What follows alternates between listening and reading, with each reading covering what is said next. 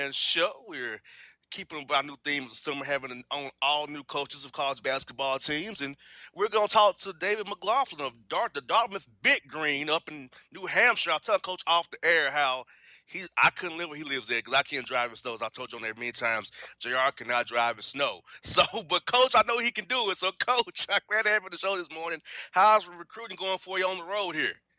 It's going great, JR. Thanks for having me on. And as we tell recruits, it's sunny every day in New Hampshire. There's no snow up there, so it's 75 and sunny every day up there. So we're good to go. I hear that, Coach. I hear that. Now, Coach, what does it mean to you to get this program here at Dartmouth to put your stamp on this university and that community of Hanover up there? What does this job mean to you, really, Coach? Well, I think first and foremost, it's when you get a job and you get an opportunity, you want to be passionate about where you're working and the place you're working. And so I think in terms of a fit for me and for my family, it was a perfect fit. So I think just that starting point is terrific. To have an Ivy League institution that you're working at is phenomenal. There's only 8 of them in the country, and they're just seen as these not just nationally elite academic schools, but worldwide reputation. So I think that's fun to recruit that type of student athlete. And I think secondly, it's the right place for my family at this point in our life, and to be involved in not just the Dartmouth community, but the greater Hanover community as well. And Coach, you brought up a great point there. How different is it to recruit an Ivy League player? I know the requirements are pretty much higher than most schools. So I know it kind of limits you who you can target, but how do you go about targeting guys you feel will be a great fit for the Ivy League environment? Yeah, I think the biggest difference is a lot of non-basketball related research has to be done early. So you have to have a really good feel for the academic piece, a really good feel for in the Ivy League. There's non-scholarships. It's all need-based financial aid. So you have to have a feel for what individuals that might work for. And so it's not just, hey, here's a good player. I'm watching him on film, terrific. Okay, now you got to check a lot of boxes before you can spend a lot of time on that individual. Now, Coach, I know a lot of schools have scholarships. They have like 13 scholarships, and they can have some walk-ons. So for you guys, it's pretty much you can have as many guys you want on your rosters, or is there a limit because it's not scholarship based? Correct. There's no, there's no limits that way in terms, and you could have larger rosters. I think the balance, and I think you bring up a really good point, is if you want to have a big roster, how are you going to make yourself competitive in practice? And if you want to have a big roster, how is everyone going to have a defined role? And I think that is a really interesting balance, and I think it's a challenge that we're going to have moving forward.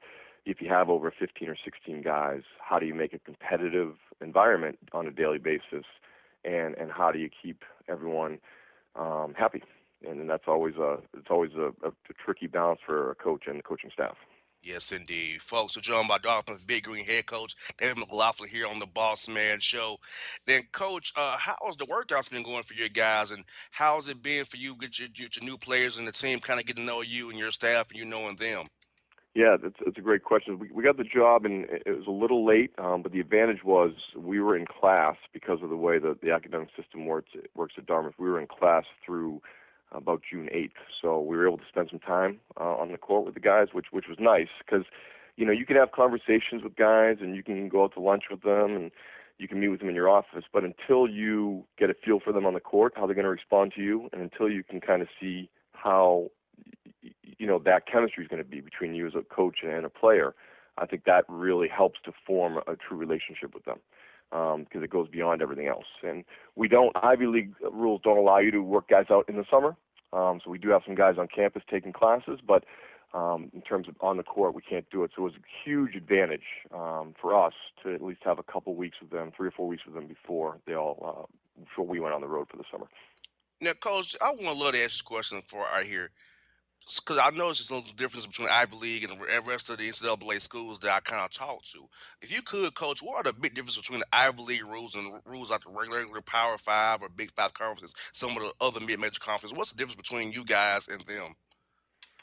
I think the one of the big rules just mentioned is working out in the summer. I think that's a big. So we cannot NCAA rules.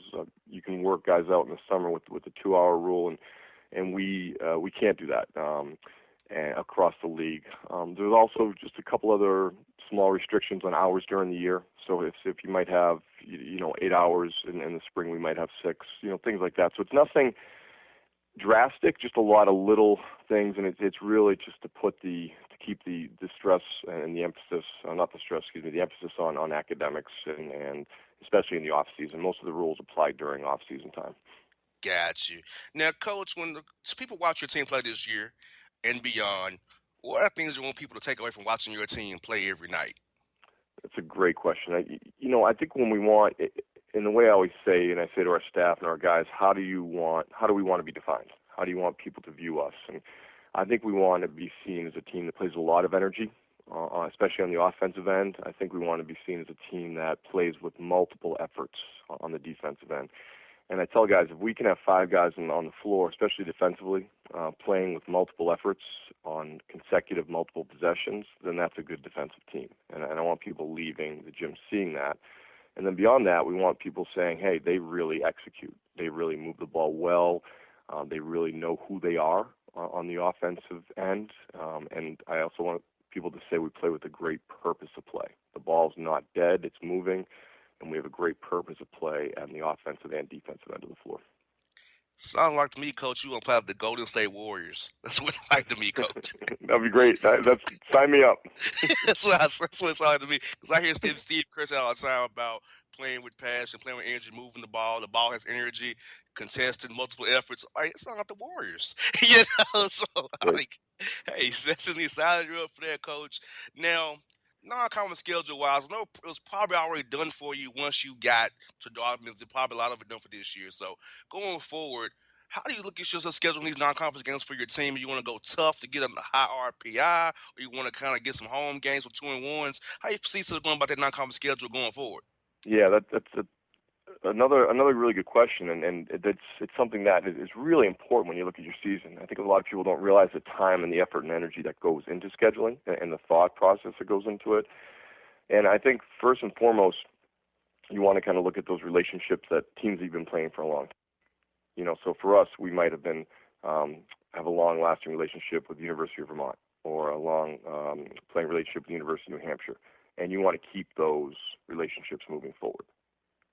And I think beyond that, you want to find teams that are going to help you get ready for your conference play, whether it's style play, does someone play a certain way, and does that help you for, hey, these guys play this way offensively or defensively, they're going to allow you to get ready for certain league games. And I think after that, it's travel. Where are guys in your roster? Do you want to get them back to where they play, where they're from, and maybe get them back in front of their families? And those are probably 3 of the priorities we look at. I learned about this when I was in the coach's office this summer about how you play Hawaii. And if you play Hawaii, the game does not count. You get an extra game because I plan going to play at Hawaii. It was like, really? Wow. I guess, you go out to Hawaii, you get a good, nice, vacation or so, and then the game doesn't really count, but you can play an extra game. Did you know about that, Coach? Actually, you know what? I did not know about that, and I'm going to I might mention that to one of our administrators when I get back to the office here after being on the road. That's a good tip. Yeah, like I was shocked. I was sitting in the office. I said, yeah, if you go play at Hawaii, the game is exempt. And I was like, oh, okay. That's new. But I knew about it in football. I knew if you played them at home in football, you had to play a 13th game. I knew that part. But I know in basketball, it's the same exact way that, hey, if you go out and play at Hawaii, you gain an extra game to play. So just a little tip for you, just a little Bossman Show tip here. Yeah, I got insider information on that one. That's a good tip. And, we brought having been a head coach in the past at Division II school, we brought a couple teams over to Europe to play on a couple of occasions, and those are obviously exempt games and in the summer. And that was just trips like that are invaluable with the team when you can spend days together. So whether it's the off season or even in season, some place like Hawaii, and travel to a place you maybe haven't gone before. It's huge for team culture and chemistry. Yes, indeed. And, Coach, I always like to ask coaches about this. Are there any rules that the committee put in for next season going forward? Maybe advance the ball in less minutes of the game, maybe go to a quarters or shot clock being 24 seconds. Is that something you want to see the committee maybe look into going forward for the year after next? That's a great question. I think I think before that, I think we still have to get used to the rules that have been put in place recently. I still think, with the shortening of the shot clock and changing the timeout situation a little bit, I think that teams still have to get used to that. How does that really change you as a coach? How does it change your style? I think shortening the shot clock again, that's a great question. Is it going to get to that? I think it might. But right now, I think where it's been shortened recently, I think we have to kind of get used to that first. But and I think a lot of it just is based on, I think the NBA makes some decisions for college. I think when they change some rules, it ends up coming down eventually. And I think we're going to see what happens there and see what trickles down. And for our question for you, Coach, where is your day like been since you've been a head coach? What's a typical day for you like in the morning times? Is it an early morning, a late night, or you kind of come in mid-morning? What's a typical day be like for you since you've been named the head coach at Dartmouth? Well, I think when you transition to a head coach, and there is no normal day, I think because there's so many things that you have to wrap your head around, and so many things that you have to learn, and so many people on campus that you want to meet, and so many people in the community that you want to reach out to. So I think those first, 8 weeks, those first, 2 months to 100 days, it's there's no typical schedule. And I think, to be quite honest, in July, when July is part of that transition, there is really no schedule because of the amount of travel. So I'll give you an example. I got to the airport from Orlando on Thursday night to get to Vegas for a tournament, and they said, all the flights are canceled. And I said, okay, well, I need to get to Vegas tomorrow morning. And, you really don't, you're very tunnel visioned. I have to go see these guys. I have to be there. I have to meet my staff. And they said, well, we can't get you to Vegas till 4 o'clock tomorrow afternoon. And so then you say, okay, well, what are my options? And they said, well, we have a flight out of Miami. So without thinking, I said, okay, I'll rent a car. And, without even thinking, you hop in the car, you drive 4 hours to Miami for a 6 a.m. flight the next day. And it's just one of those. And so it's very atypical that way. And then, leaving Vegas to go to Kansas City, when the flight ended up getting delayed, we landed in Kansas City at 4 a.m., and then there's a 9 o'clock game. So recruiting adds another dimension of just a non-typical day and non-typical schedule. Hey, Coach, I can respect it. Some of these Atlanta Hawks back-to-back games, 4 and 5 nights, I can kind of relate to it without the cover those Hawks games. So, Coach McLaughlin, I tell you what, it's been great to have you on the show. I look forward to following your team this year and having you back on this season, talk to you some about the great things you're doing with the Big Green, Coach. I would love that. Thank you so much for having me on. I really appreciate it. Welcome, Coach. Thank you. Have a great day now. Take care. All right, folks. So it's Coach McLaughlin here on the Bossman Show. Mike Conley, the Grizzlies, are coming up next after the break.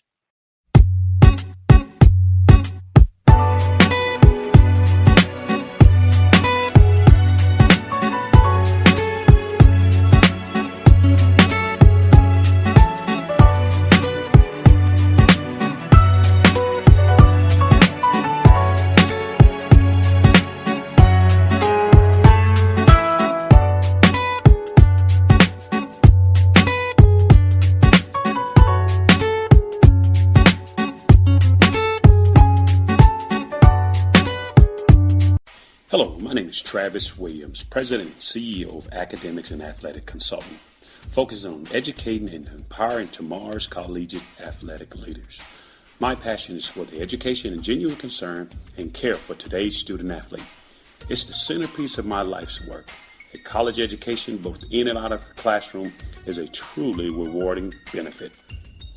For more information on AAC, you can go to www.academicsandathleticsconsulting.com. Once again, www.academicsandathleticsconsulting.com. Or you can follow me on Facebook at Academics and Athletic Consulting or Twitter at Coach TWill24 or Instagram Travis L. Williams 24. Or you can call me at 404-542-6079.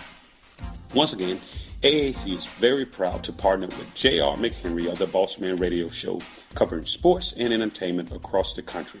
Please tune in weekly for informative, entertaining, and expert analysis on today's sports and entertainment topics. Thank you. Hip-hop fans, I got a great album for you. the debut album from Family Grind ENT, TrueSpeech and 313 Fresh. We're going to give you 2 discs, 33 songs of pure, genuine hip-hop.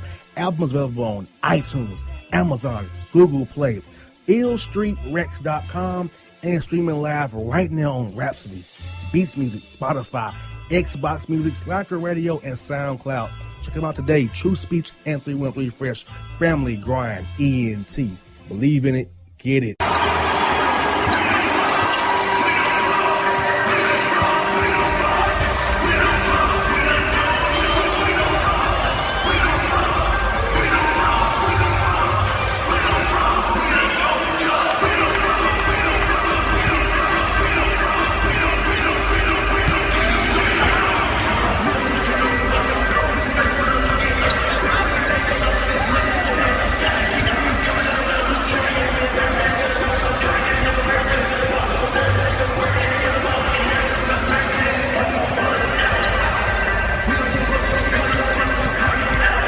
Folks, back in the JR the Bossman Show. As promised, we're about to be joined by a 2-time NBA Sportsmanship Award winner and the Memphis Grizzlies starting point guard. Signed a new contract with the Grizzlies to be there 5 more years, people. The one and only Mike Conley on the Bossman Show. Mike, how you feeling, brother?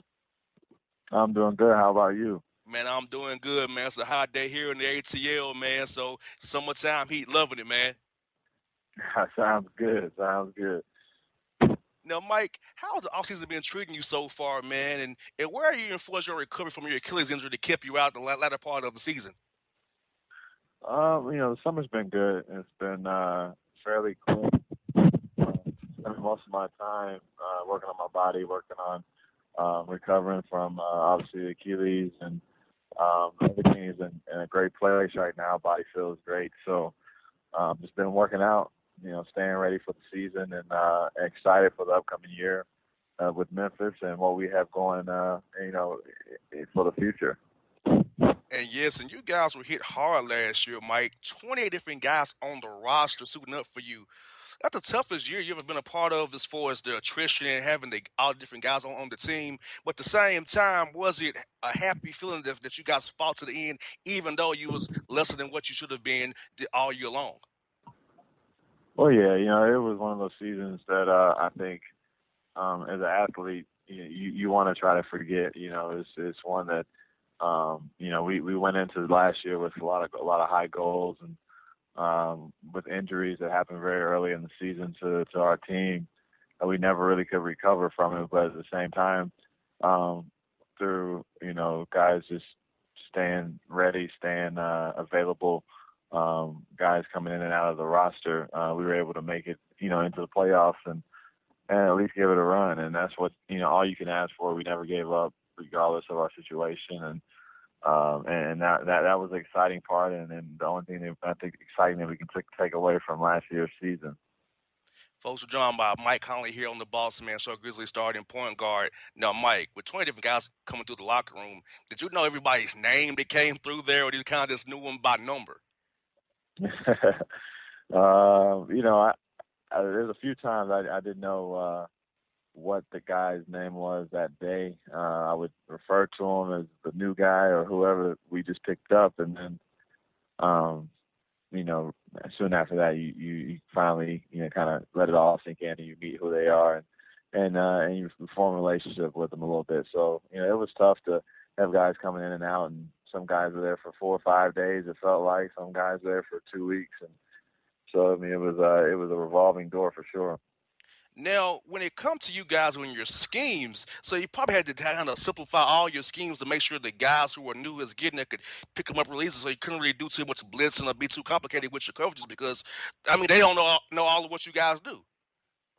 Yeah, we had to, in a sense, dumb our offense down a little bit, and even defensively as well. We only had 2 or 3 calls defensively that we were using, and offensively it was, we probably ran 10 plays, as opposed to the 30 or 40 that we're used to, having on cue from all the years of guys know, how to play together in the offense, and familiarity between the systems. So it was different. It was different for everybody. You just have to almost take a step back or two and just play ball.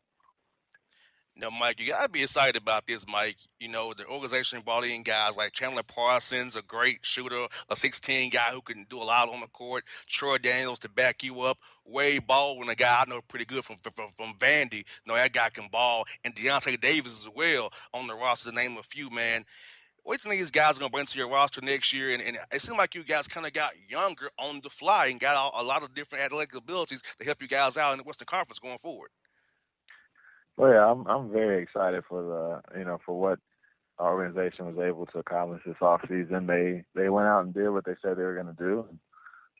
They signed big time free agent in Chandler. They obviously signed me back. They went out into the draft and got Wade and then Davis and Troy Daniels. Was a big signing, and as a shooter, he's one of the best in the league. And we're all excited about everybody's potential to play together and where we can go with the roster that we have and the current guys that are already on the roster and Mark, Zach, and Tony and all those guys. So I mean, it's going to be a good year for us, and I think everybody's going to be pretty surprised at what we're able to accomplish.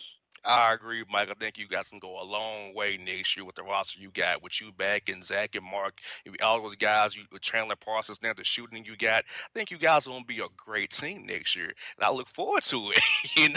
I'm looking forward to it.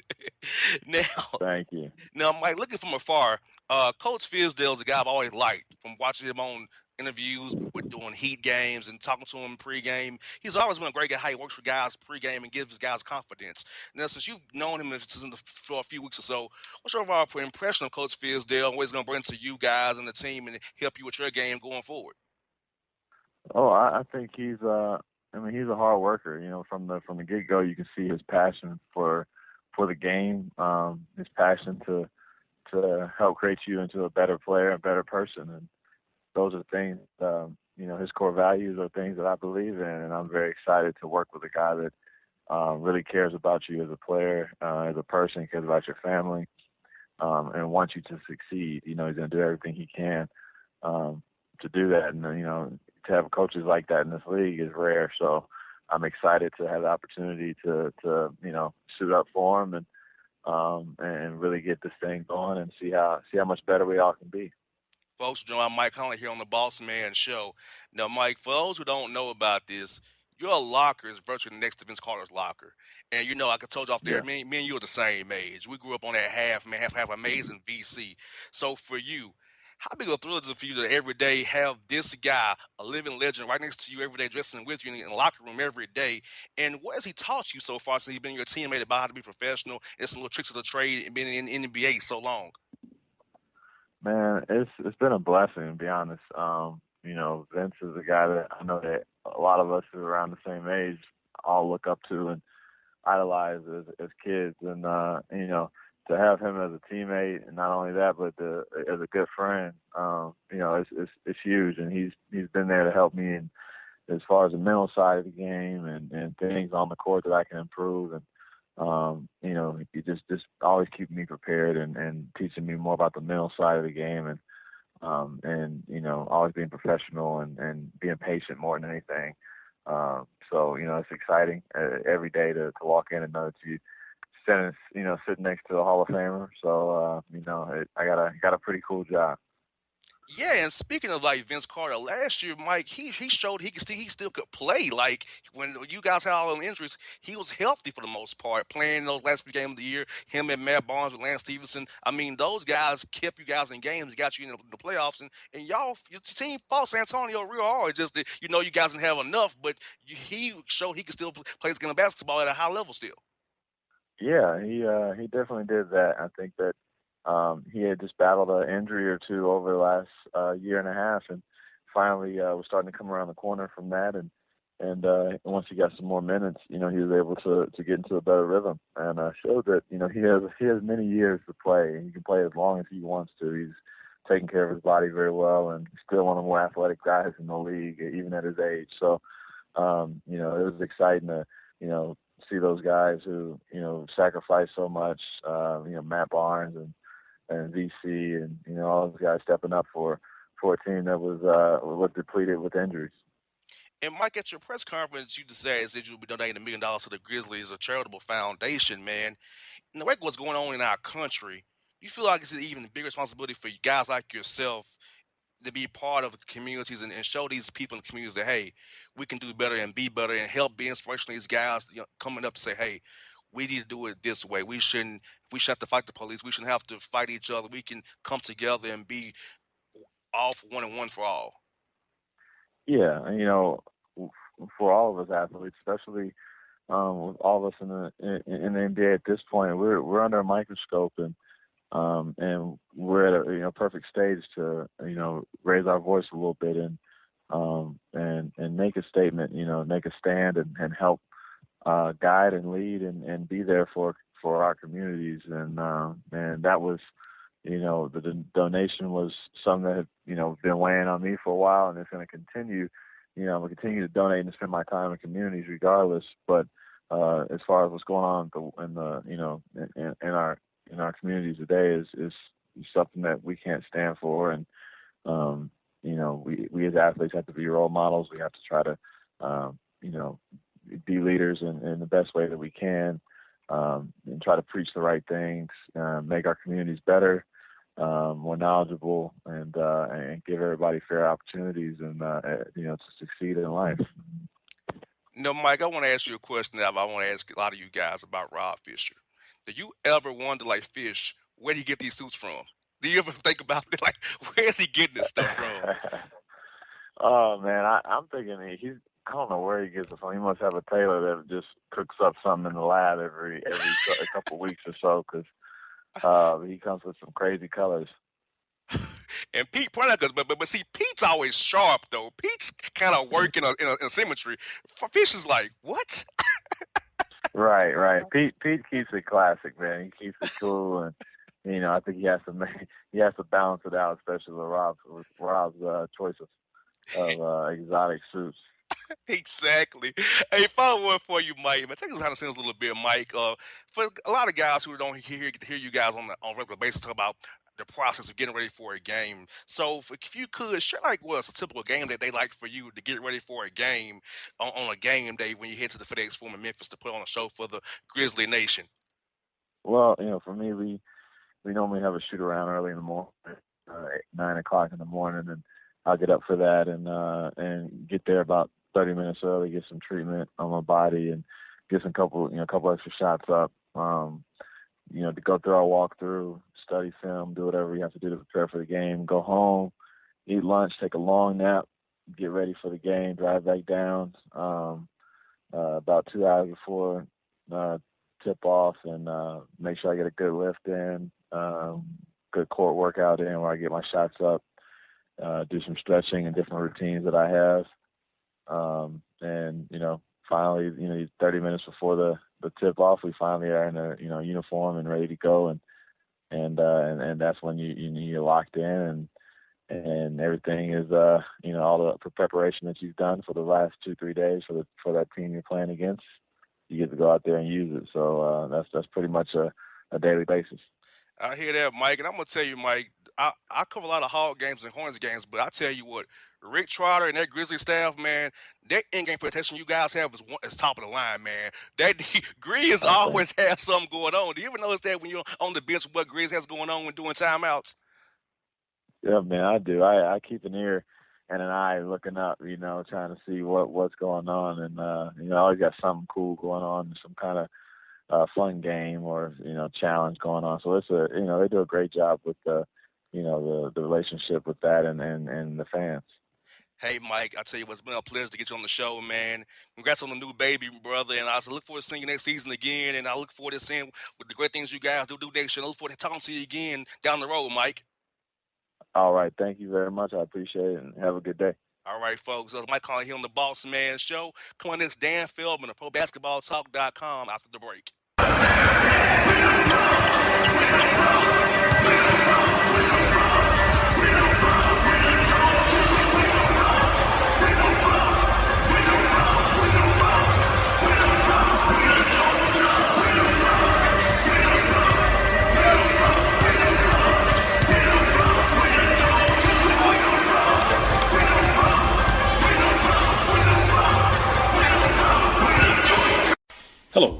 Travis Williams, President and CEO of Academics and Athletic Consulting, focusing on educating and empowering tomorrow's collegiate athletic leaders.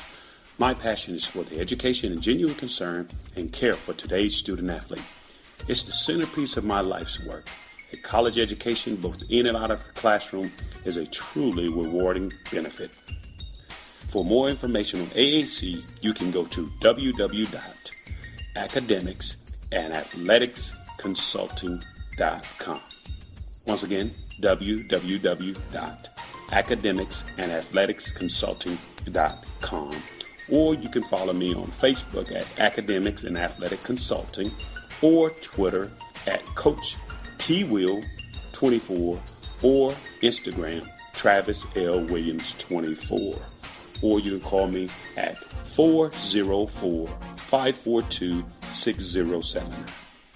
Once again, AAC is very proud to partner with J.R. McHenry of the Bossman Radio Show, covering sports and entertainment across the country. Please tune in weekly for informative, entertaining, and expert analysis on today's sports and entertainment topics. Thank you.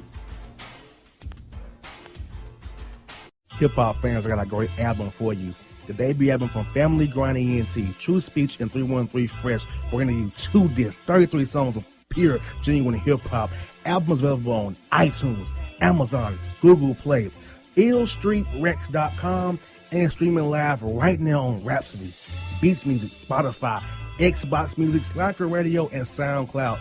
Check them out today. TrueSpeech and 313 Fresh. Family Grind ENT. Believe in it. Get it.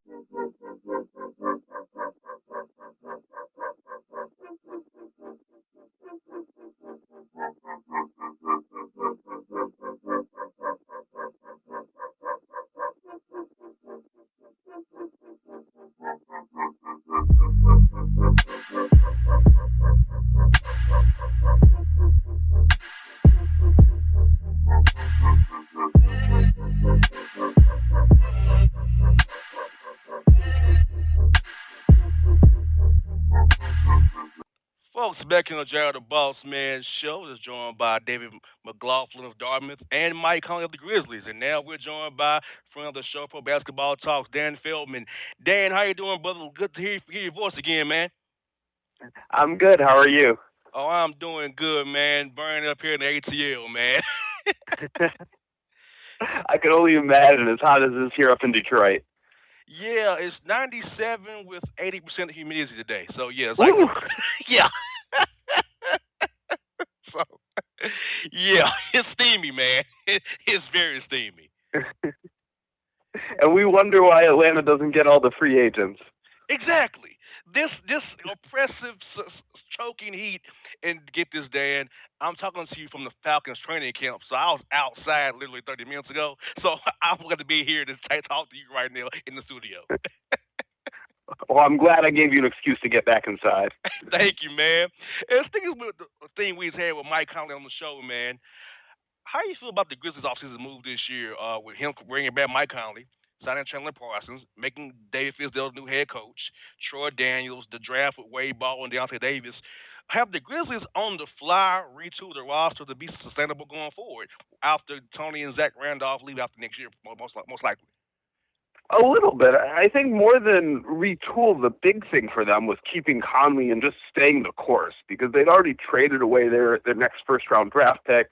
They were just in no position to retool on the fly if they lost Conley. The next best free agent point guard on the market was, Jeremy Lin or Rajon Rondo, whoever it was. It's a big, big drop. And so just to keep Conley, I think, was huge. And then you add Chandler Parsons, well, that kicks it up a notch. And now you're starting to talk about a team that can contend to win a playoff series, maybe 2 in the Western Conference. And so that brings it on to another level where I think it was, like you said, a real nice offseason for them. Yeah, and do you feel like that the Grizzlies can possibly challenge Golden State with their roster, or they're more so a 3 or 4 seed that if they get the right break could get me Golden State in the finals if it's there, the 3 seed most likely?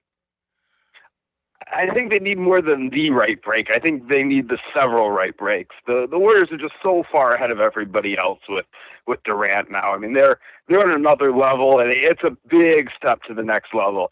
The Grizzlies, I would not be shocked if they're the second best team in the West. I think there's a long, long way to go to number one. I sort of still think they're behind the Clippers and the Spurs, and then they're in that next tier where maybe they're about the fourth or fifth best team, right in there with the Trailblazers. But yeah, I mean, it's nice to be where you could be number two. I think number one, aiming for that or thinking they can take down the Warriors, barring something, really crazy happening, I think that's a little bit much. Now, Dan, I heard Adam Silver discuss the CBA and how he was kind of trying to fix the CBA due to Kevin Durant going to the Golden State. But think about this, Dan. The Memphis Grizzlies, a small market team, very small market team, with 3 max contracts with Mike Conley, Chandler Parsons, and Mark Gasol on their books. Without the CBA as it is now, they wouldn't have that opportunity to do that.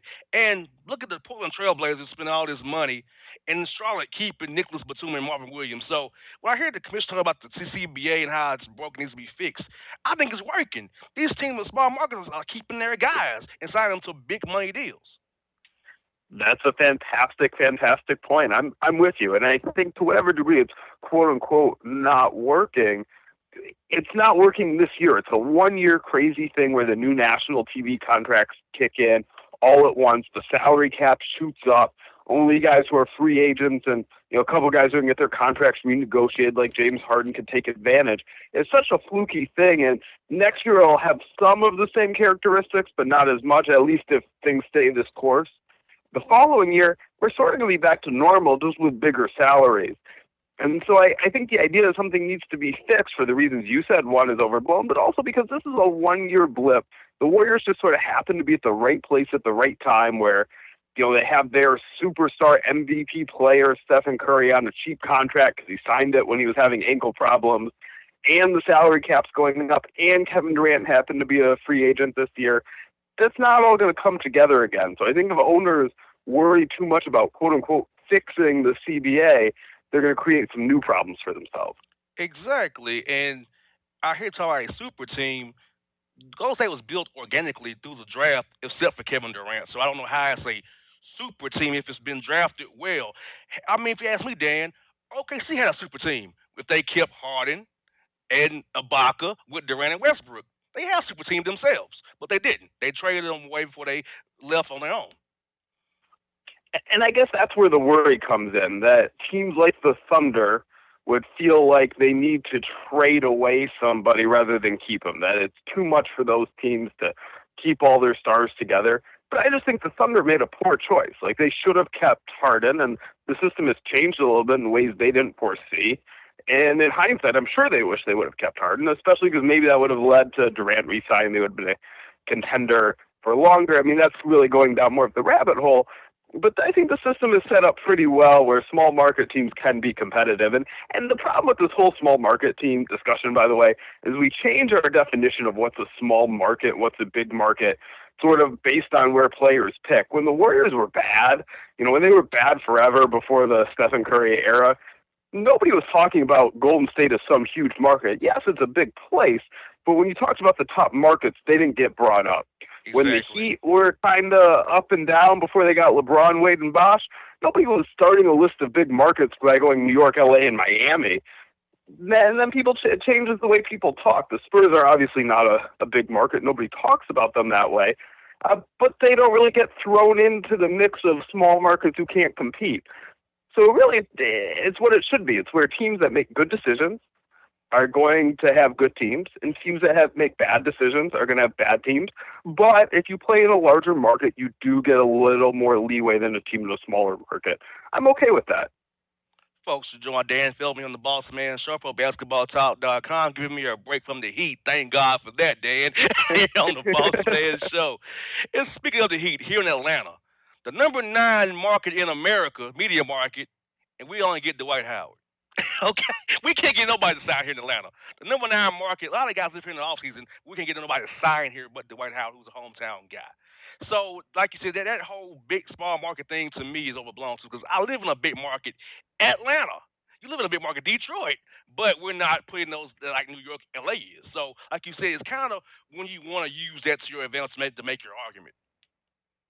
Well, is Detroit a big market? Is Atlanta? I mean, those are the teams that are in the middle. That if the Hawks were good in signing free agents, we'd call them a big market. If they couldn't even get Dwight Howard and were striking out just because guys happen to not like the fit, not like the team, we call them a small market. It's the same with Detroit. It fluctuates based on whatever narrative you want to sell.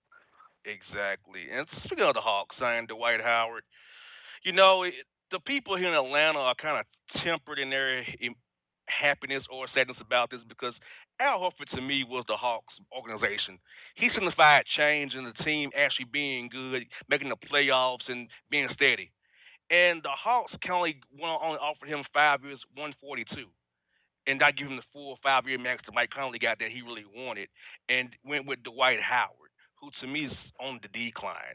So bringing in Dwight Howard, keeping Kent Bazemore, trading away Jeff Teague. And do you feel the Hawks have regressed, or they kind of status quo, stuck in that purgatory of the Eastern Conference, where they're not too bad to be bad, and they're not really going to contend for anything at all either? I think both of those are true. I do think they've regressed from being one of the better teams in the East to a likely playoff team in the East, but far less of a threat. Al Horford is a much better player right now than Dwight Howard, and maybe the same thing is that because Howard's on a shorter deal, that you have a little more flexibility. I don't buy that. I would have given Al Horford the full max. I'd want him back. I'd do whatever it takes. But there's at least some logic to that potentially. Now, if the thinking was, hey, Dwight Howard's from Atlanta. He's a big name. He's going to help us sell tickets. That's going to be a mistake. That never works. When you sign a player because he's going to sell tickets, it never works. Get the best team out there. Fans will come out to see a good team, and the Hawks had a better team. Trading Jeff Teague, again, I can see the logic somewhat. You've got Dennis Schroeder waiting in the wings. He's younger. He's going to be coming up on unrestricted free agency for Teague, restricted for Schroeder. You're going to have to make a choice. I didn't love the return they got. It was okay getting a couple draft picks. Nothing great, but it's okay. That's tolerable. But to me, the big one is exchanging Horford for Dwight, and I think that's a big step back. And Dan, I can report to you from seeing it myself, Dwight Howard's trying to shoot jumpers, which scares me. So is he going to go to Atlanta and think like he's the guy now and like, hey, give me the ball. I'm gonna take you off the dribble. I'm gonna shoot jumpers. Yes, he's working on shooting jumpers right now, face-up jumpers. Okay, and that just scares me to no end. And Dan, so I'm gonna tell you this too. The city of Atlanta is very fair weather. Even the Hawks being good, the arena was not full as it should be. He's not gonna sell any tickets. Josh Smith was a hometown boy and it flamed out. They turned on him too. So it's like, yeah, but Josh Smith wasn't the big name Dwight Howard is. Yeah, I just don't see it working. I think it's gonna be terrible, and I'm just looking forward to a shortened season with the Hawks. I feel like they'll be out first round and not second round, first round now, and get swept by Cleveland that way now. That's how I feel about the Hawks. It's gonna end with a flame out sweep, no matter what happens. It's gonna be a flame out sweep, no matter what. I'm not gonna disagree. I mean, they're headed that way. I'm not a big fan of their off season. Now, do you feel like the Hawks miss Danny Ferry and his wise decision-making? Having Coach Bud and Wes Wilcox making decisions, I think that they're not doing the best job they could. They've kind of overplayed their hands and made some bad choices. You feel like the Hawks, in theory, miss Danny Ferry? Because I've been hearing a lot out there here on the radio here about how the fans saying that the Hawks miss Danny Ferry making decisions. Do you feel the same way about that as the fans in Atlanta do? It's an interesting question. Danny Ferry is a good basketball executive. I think there are things in this world that are more important than judging basketball talent and being able to negotiate contracts. And I think the things Danny Ferry said were inexcusable. And I don't know if they were fireable, and I don't know what level of contrition he showed and what genuine show of remorse and that he wanted to change and learn from this that he showed. I would have major reservations about somebody who could say that. Say what he said, even if he was reading off a sheet, but not realize, hey, what I said, what I read was completely inappropriate. He just kept going. I'd have major reservations about hiring that person to run my basketball team, no matter how good a job they did, running the team as far as acquiring players, and he was very good, better than the current regime. But I think there are things that matter more than that. Exactly. And speaking of that same vein, do you feel like it's a good thing that these athletes are speaking out about their feelings about what's going on with race relations and police killings in our society right now? Do you think it's a good thing with Carmelo talking, LeBron, CP3, other guys speaking up, and then Michael Jordan giving his money like he did this week? You know, Malawi put that picture up of him with the crying Jordan, which makes me laugh so hard. But do you like the guys being able to speak up now and speak their mind about what's going on in the world today? I do, but I want to give the caveat that I don't feel like players should feel pressured to do it. If the guys who are comfortable, like Carmelo's taking a big lead, LeBron, Chris Paul, if they're comfortable doing it, great for them. Like, take advantage of your platform. It's something you can do that other people can't because you have this stature. But I don't want players to feel like they're forced into it. I mean, their job is to play basketball and to somewhat be a face of the franchise. Even lesser guys, you still have to put on that public relations face a little bit. So if they're comfortable doing it, it's great. I'm all for it. I support it. But if they're not, I don't feel like we need to make this a thing where it becomes an obligation for players, because not everybody is of that mindset. I got you. And damn, before you go, man, what is the Orlando Magic doing? I mean, what are they doing in Orlando? I can't figure out. Jeff Green, $15 million. Bizet Biyombo, $18 million a year. You got Vucevic and Ibaka and Aaron Gordon's the three. Are you trying to play the Spurs with Purdue, Robinson, and Duncan? What are they doing there? Man, I thought you were going to send me off with like a nice, quick, easy question. I have no idea. It's baffling to say the least. You know, I think Biyombo and Jeff Green are sort of the pivot points a little bit. And with Biyombo, I can understand the idea that, hey, we've got this money to spend. Maybe our first couple choices didn't pick us. The market's thinning. This isn't a bad price for Biyombo. Let's just get him and figure out the rest later. I don't think that's an awful idea. It does create complications, though. What are you going to do with Vucevic? Is he going to start? Is he going to come off the bench? Is he going to be unhappy? Are you going to block Aaron Gordon's development because he's going to be playing more small forward and he's better at power forward?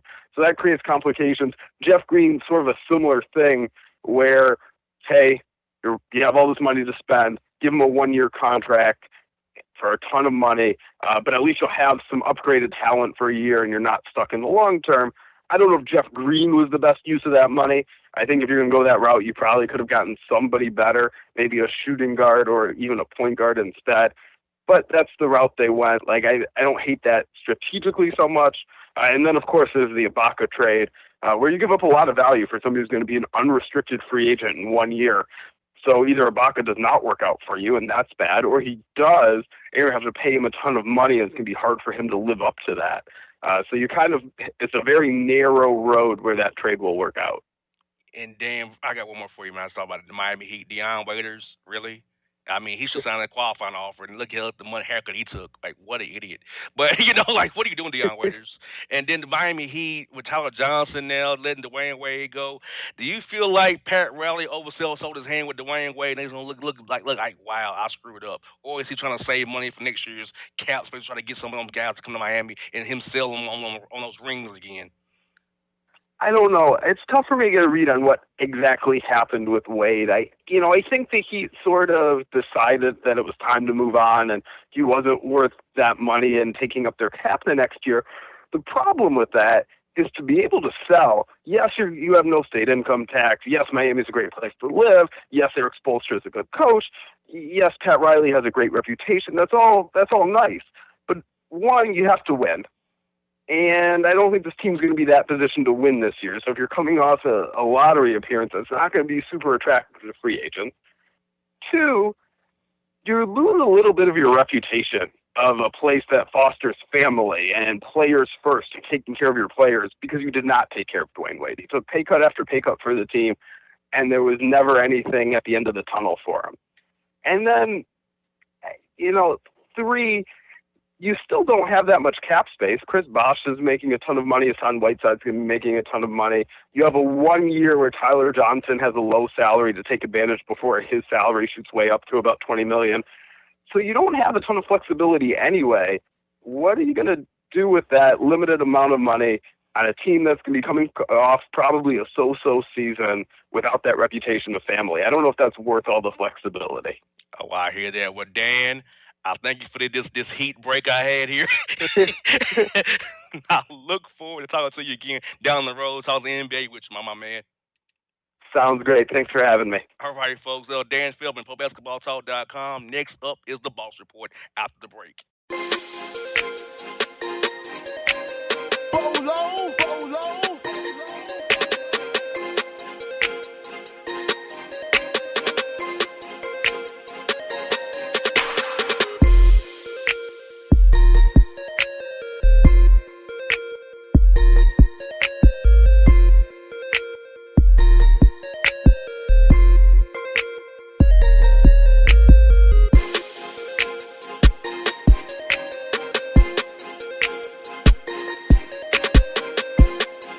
Hello, my name is Travis Williams, President and CEO of Academics and Athletic Consulting, focusing on educating and empowering tomorrow's collegiate athletic leaders.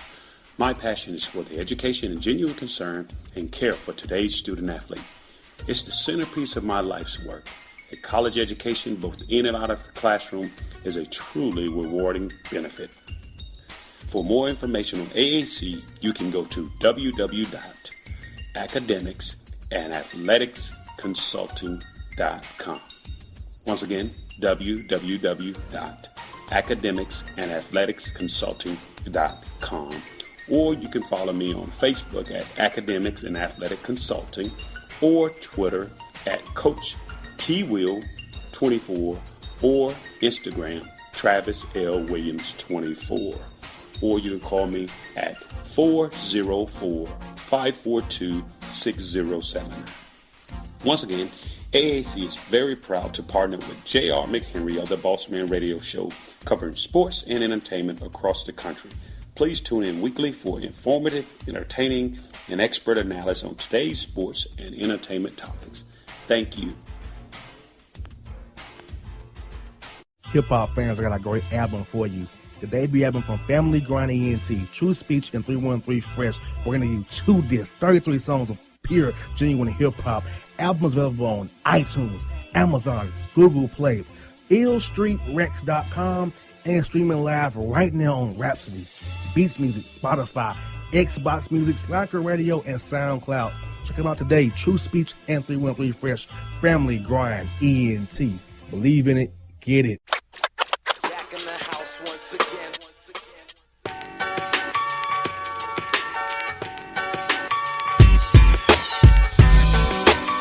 I can love you. I can love you. I can love you better than she can. I can love you. I can love you. I can love you better than she can. What's up, folks? Back at it. J.R. with you for the Boss Report. Dog, you ready for this week's Boss Report, man? I don't think I'm ever ready for the Boss Report, man, but let's do it. No doubt. Folks, you've been waiting on it. It's time for it. It's here. It's the Boss Report. First story, dog, is this. Young New Mexico teacher athletics patron arrested after beating dude's ass because, quote, he wanted his girl, she had a big old booty, and that booty, quote, had to be his. That's the quickest way to get your ass whipped, and he should have got his ass whipped for being stupid. How you gonna run up with another man's girl and said that big man? I'm glad he got his ass whipped. Because I swear for Lord, stupid, just stupid. Exactly.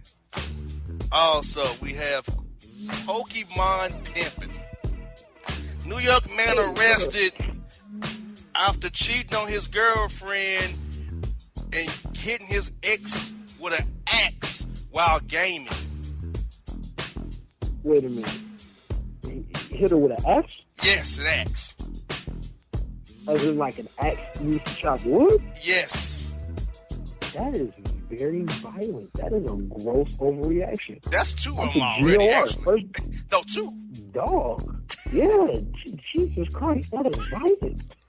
That is violent. An axe. Yeah. He's chopping wood like George Washington back in the day. Huh. Who has an axe on hand? That's what I want. Who the hell? Where they at, dog? Who has an axe just laying around? Exactly. I don't know. Yeah. Exactly. Here we go. Remember the man we had at Children's Center in Georgia? Remember him? Which one? Oh, yeah, the man that was in Atlanta. Oh, yeah. The guy robbed with a sledgehammer. I remember it now. Well, he's back. But get this.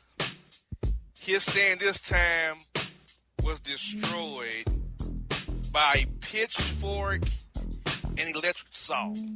Because, quote, the smell of destroying the neighborhood. Okay. The Chitlin stand, period. I don't agree with people destroying property and valuable businesses, but I cannot be mad because who in the hell wants to live near a Chitlin stand? I'm assuming the smell was horrendous. Just wow. So, I'm conflicted on that one, dog. I can't be mad, bro. I cannot be mad at that one. And think how hot he is in Georgia. Combined with stink of Chitlins. Oh, I mean, Swanson. Absolutely Swanson. Nah. And once again, why are people going to a stand for Chitlins? I don't get that still. I don't know. So, here we go. California man is arrested after kicking man in the sack after farting in line before a comedy show. I'm not trying to laugh at you.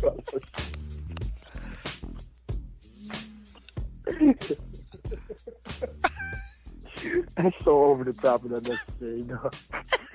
Yo, that's how people get shot, bro. Like, I mean, for real.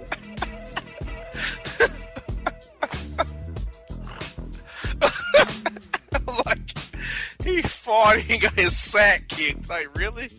Dog, that's how people get shot, bro. Like, for real. Like, you that offended by his phone, you're trying to take his sack out. Wow. Ooh-wee. Well, an Alaskan man is arrested after attacking uncle with ginger ale for not letting him hold 100. First of all, hold 100. Oh my God. With ginger ale, bro. With ginger ale. What the hell? Well, I guess when you're in Alaska, you gotta use whatever tool necessary, right? Exactly.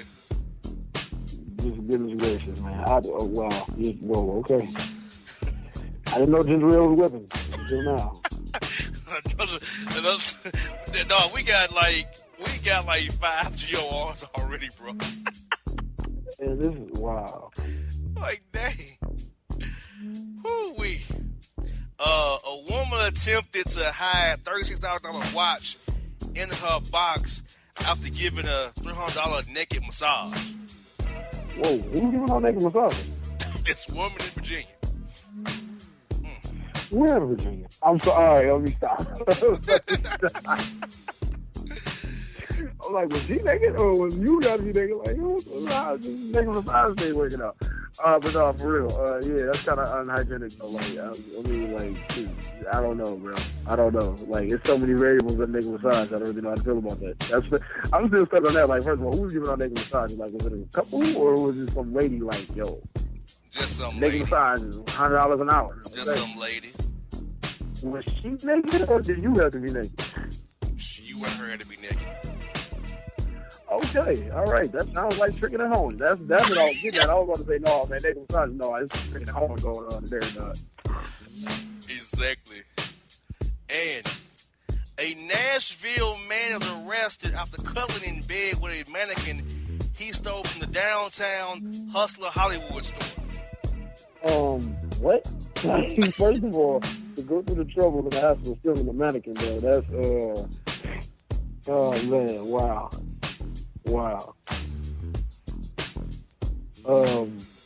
How? How? You know what I mean? Like, I'm very curious as to how this man managed to get away with them. A naked mannequin, dog. Oh, man. Okay. Wow, bro. You know what? Kudos to him. If you went through all that trouble and effort to get a hold of a naked mannequin, dog, go ahead. You deserve it. For whatever purposes your heart desires, whatever intent you use or you intend to use a mannequin for, go for it. Because that's crazy. Exactly. And LA Clippers fan arrested after landing smackdown on LA Lakers fan at a In-N-Out Burger due to fans' quote, ugliness and his team been a sorry-ass train wreck.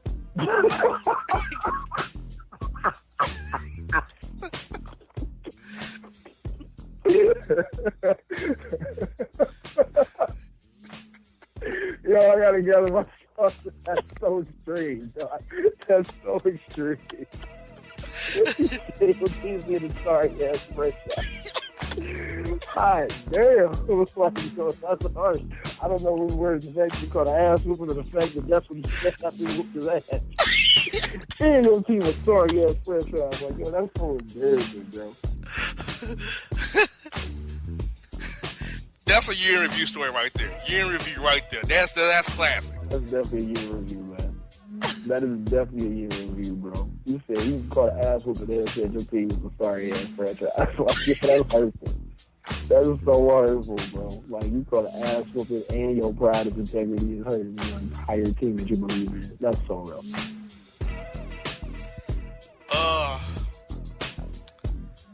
New York man arrested, dog, after stealing, get this, $700 from preschool in lunch money and supplies, and also slanging rocks in front of daycare trying to teach the kids, quote, new way to make money.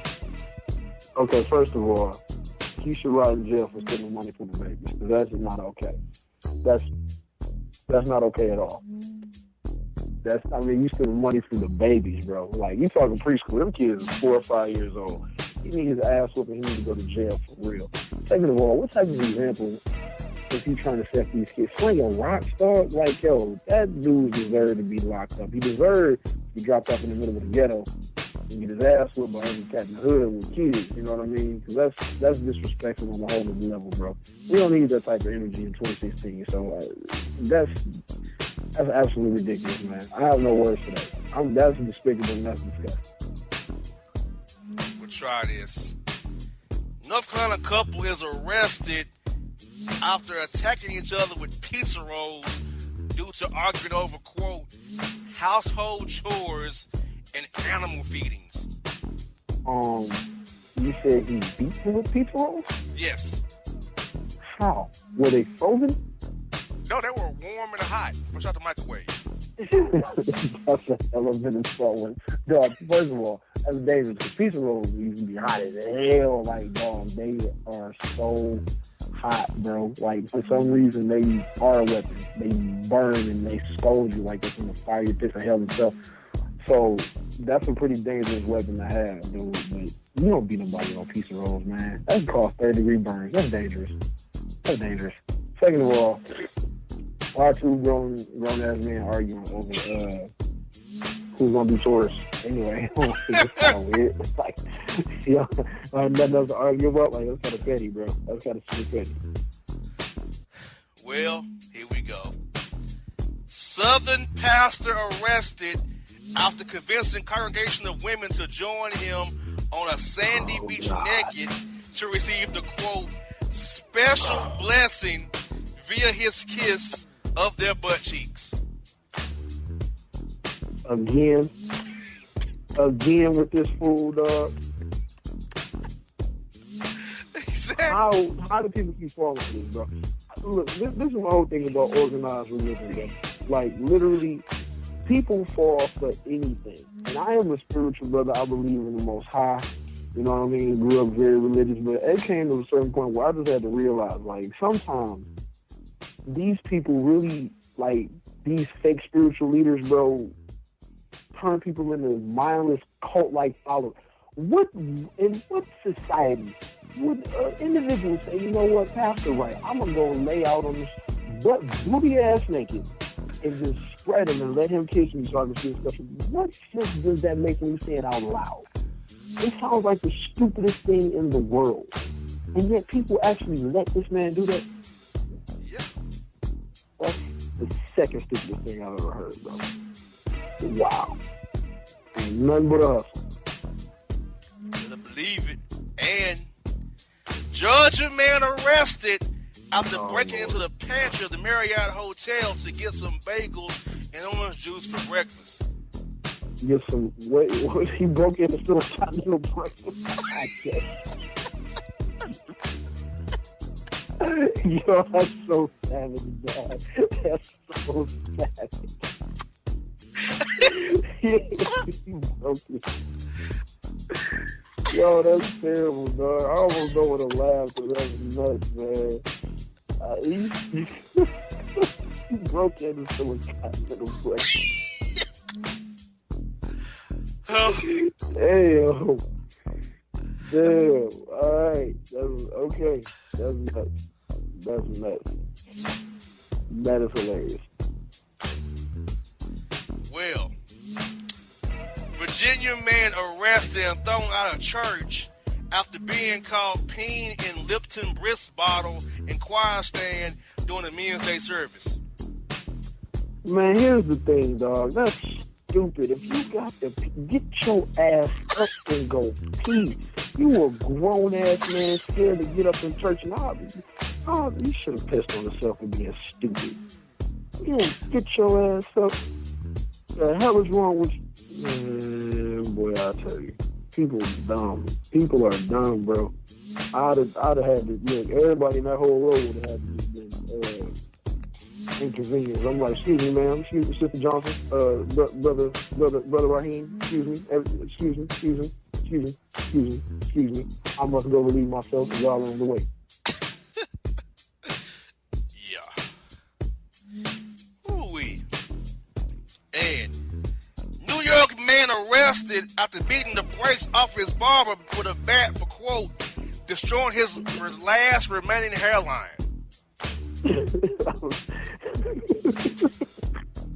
Yo, I'm not trying to laugh, dog, but I can't be too mad about that, dog. I can't. Like, if you're a barber and you ruin somebody's hairline, you liable to catch your ass whooping. I can't even be mad about that, dog. I can't. I mean, a hammer, yeah, that was excessive, but I'm just saying I'd at least do hands when he was up. But you mess up my hairline, dog, we got to fight. We have to. Exactly. And North Carolina couple is arrested after being caught engaging in rough, passionate relations on the roof of Target. First of all, how does two get to the roof of Target? That's what I'm concerned about. How, Sway? How? I'm not mad at people getting in however they got to get in. You know what I mean? When you're a couple, you gotta come up with, creative and spicy ways to keep everything hot and fresh. But the roof of Target, I'm just concerned about how one had access to the roof of Target and how one was able to make sure said access just, that's creative. But how, though, Sway? How? Exactly. That is the good question. How did you get on the roof of Target to get this going? Wow. And the last story of the day, bro, was this. Can't believe this bleep. Florida man gets his name legally changed to son of a bee because, quote, he claims that he is a son of a bee. Huh. Accurate. That is, I guess it's accurate, right? Like, I want to be mad. But I can guess the brother felt like that was an accurate description. Like, geez. That's kind of harsh though. Like, Is that a GOR too? Yeah, that's a gross overreaction, dog. That's that is wow. And I saw his ID. It said son, first name, middle name, other, last name, the B word. Seriously. That is. So he's supplying his form, Son B. Son B, please come to the counter. Son B to the counter. Really? Yeah, though, like, how do you, he just ruined his whole life in school. Like, why would you do that? I'm all, you know, that's no. Well, the man's 48 years old, so he's so well past school age. Okay. So at 48, you want to go with your name being son of a B. Because, come on, you are a son of a B.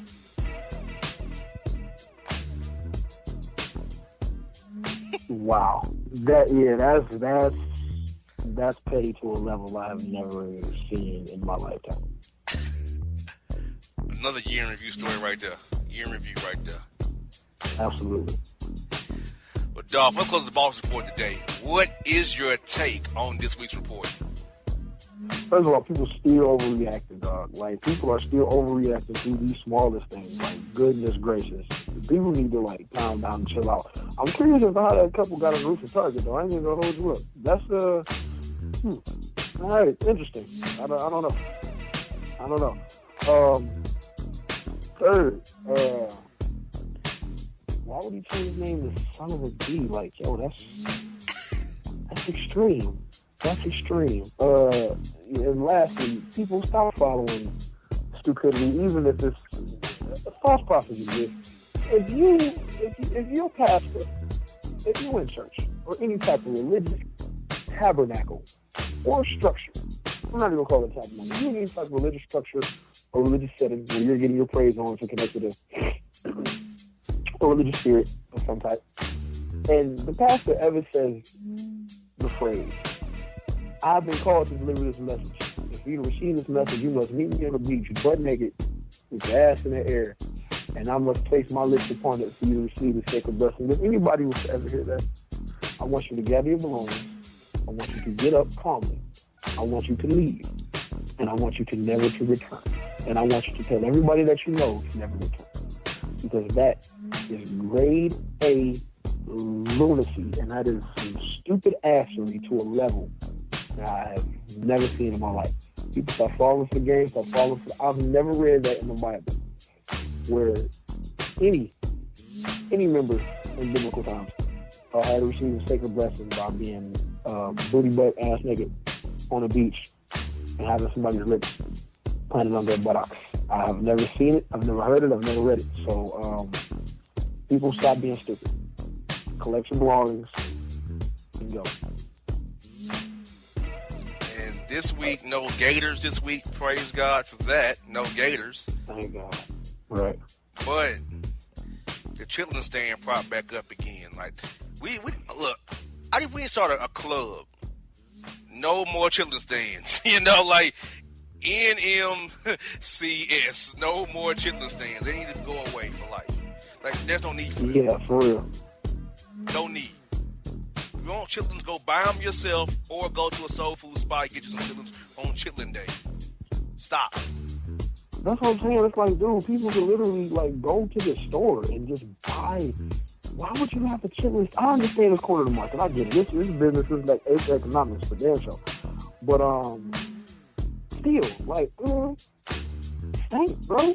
Chitlin stand? Come on, man. Come on. It's a nuisance to the community. Exactly. But, dog, let's hear what we got going on with you at Family Grind ENT. What you and Fresh got going on? What your man Boogie got going on? Talk to us, brother. Oh, man, I'm so proud of my homie, Ace Boogie, dog. The young dog, my little cousin, Ace Boogie, has released his debut EP called Nice to Meet You. It is an amazing 5-track collection of songs, bro. It's available right now for free. So free.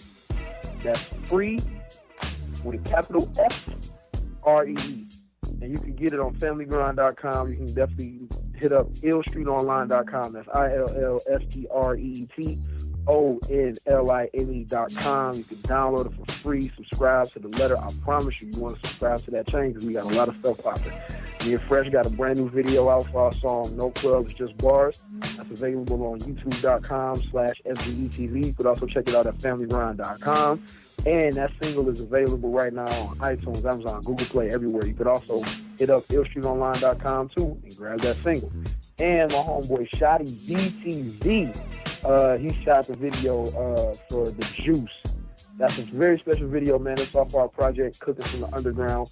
It really does an amazing representation of where me and Fresh are from, Detroit City, and Fresh from the Downriver area, so we definitely put on for both those areas, man. The video is doing numbers. My homeboy Shotty B, he had the drone out, dog. He brought all the props out, man, for it. This is an amazing video. People check that out on youtube.com/ShottyBTV. That's youtube.com/ShabieBeeTV.com. Well, youtube.com/ShottyBTV. It's called The Juice. It's off our album, Cooking from the Underground, which is available now, iTunes, Amazon, Google Play, illstreetonline.com, and everything, man. And, of course, me and Fresh, we got some new stuff cooking up in the works, people. And I'm telling you, we got some new joints about to look. All I can tell y'all is y'all need to subscribe. Family Grind on Twitter, Family Grind on Instagram, and we on Snapchat now. Family Grind is on Snapchat. Facebook, Family Grind. Me and Fresh got some heat we about to drop. Ace Boogie got some heat he already dropped, and it's doing real well. So we busy over here, man. We just working. No doubt, folks. This is we also put here on the Bossman Radio Network, BossmanRadioShow.com.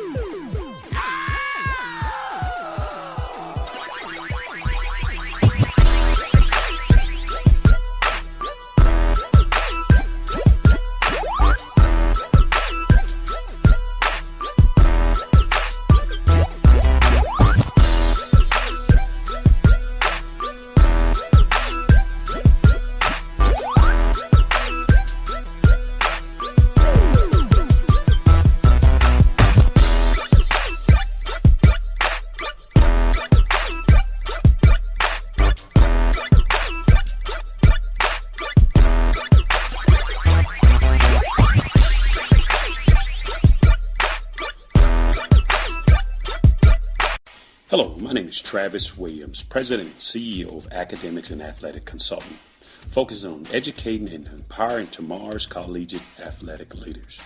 My passion is for the education and genuine concern and care for today's student athlete. It's the centerpiece of my life's work. A college education, both in and out of the classroom, is a truly rewarding benefit. For more information on AAC, you can go to www.academicsandathleticsconsulting.com. Once again, www.academicsandathleticsconsulting.com. Or you can follow me on Facebook at Academics and Athletic Consulting, or Twitter at Coach TWill24, or Instagram Travis L. Williams 24. Or you can call me at 404-542-6079.